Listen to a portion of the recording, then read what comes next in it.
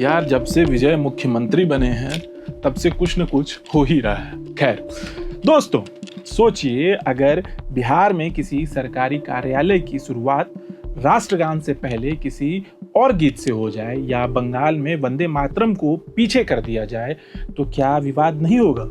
कुछ ऐसा ही तमिलनाडु में हुआ, लेकिन यहाँ विवाद सिर्फ गाने का नहीं बल्कि पहचान, परंपरा और राजनीति का बन गया है। तमिलनाडु में मुख्यमंत्री जोसेफ विजय के शपथ समारोह को लेकर इन दिनों बड़ी बहस छिड़ी हुई है। वजह एक गीत जिसका नाम है तमिल थाई वोल्तु। अब सवाल है कि आखिर इस गीत में ऐसा क्या है और इसे लेकर इतना बड़ा विवाद क्यों खड़ा हो। पूरा मामला समझते हैं। 10 मई 2026 को जब अभिनेता से नेता बने जोसेफ विजय ने तमिलनाडु के मुख्यमंत्री पद की शपथ ली, तब समारोह में सबसे पहले वंदे मातरम बजाया गया, उसके बाद राष्ट्रगान जन गण मन और फिर तीसरे पर तमिल थाई वोल्तु प्रस्तुत किया गया। यहीं से विवाद की शुरुआत हो गई। दरअसल तमिल थाई वोल्तु तमिलनाडु का आधिकारिक राज्य गीत है। तमिल समाज के लिए सिर्फ यह गीत नहीं बल्कि उनकी भाषा, संस्कृति और पहचान का प्रतीक माना जाता है। लगभग 5 दशक से तमिलनाडु के सरकारी कार्यक्रमों की शुरुआत इसी गीत से होती रही है।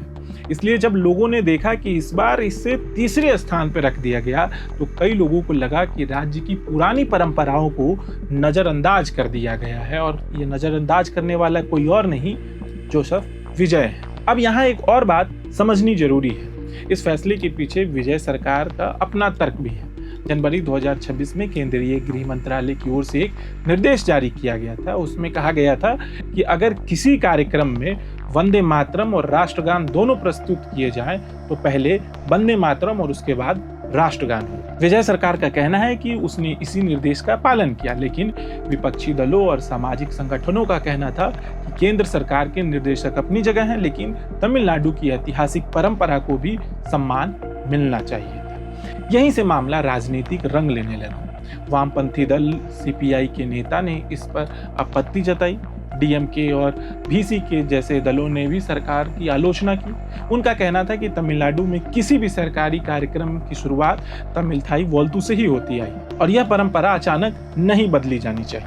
अब यहाँ एक दिलचस्प बात और है। तमिल थाई वोल्तु को लेकर तमिलनाडु में भावनात्मक जुड़ाव बहुत गहरा है। जिस तरह कई राज्यों के लोग अपनी स्थानीय संस्कृति और भाषा पर गर्व करते हैं, उसी तरह तमिल समाज में अपनी भाषा को अपनी पहचान का सबसे बड़ा आधार माना जाता है। यही वजह है कि जब इस गीत की जगह बदली गई तो कई लोगों ने इसे केवल एक प्रशासनिक फैसला नहीं बल्कि सांस्कृतिक सवाल के रूप में देखा। विवाद बढ़ता गया और आखिरकार मुख्यमंत्री विजय को खुद इस मामले में हस्तक्षेप करना पड़ा। रिपोर्ट्स के मुताबिक उन्होंने प्रधानमंत्री मोदी को पत्र लिखकर अनुरोध किया कि गृह मंत्रालय के आदेश में ऐसा संशोधन किया जाए जिससे राज्यों को अपने आधिकारिक राज्य गीतों को सरकारी कार्यक्रमों की शुरुआत में प्रस्तुत करने की अनुमति मिल सके।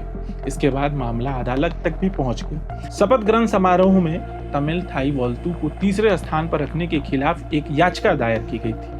हालांकि बाद में इस याचिका को वापस ले लिया गया, लेकिन तब तक यह मुद्दा पूरे तमिलनाडु में चर्चा का विषय बन चुका हुआ था। दोस्तों, पहली नजर में यह सिर्फ एक गाने के क्रम का विवाद लग सकता है, लेकिन अगर गहराई से देखें तो यह केंद्र और राज्य के संबंध, क्षेत्रीय पहचान और सांस्कृतिक परंपराओं से जुड़ा बड़ा सवाल है। एक तरफ राष्ट्रीय प्रतीकों का सम्मान है तो दूसरी तरफ राज्यों की अपनी सांस्कृतिक विरासत भी है। ऐसे में चुनौती यह है कि दोनों के बीच संतुलन कैसे बनाया जाए। अब सबसे बड़ा सवाल आपसे है, क्या तमिलनाडु की पुरानी परंपरा को बनाए रखना चाहिए था या फिर केंद्र सरकार के निर्देशों का पालन करना सही फैसला था?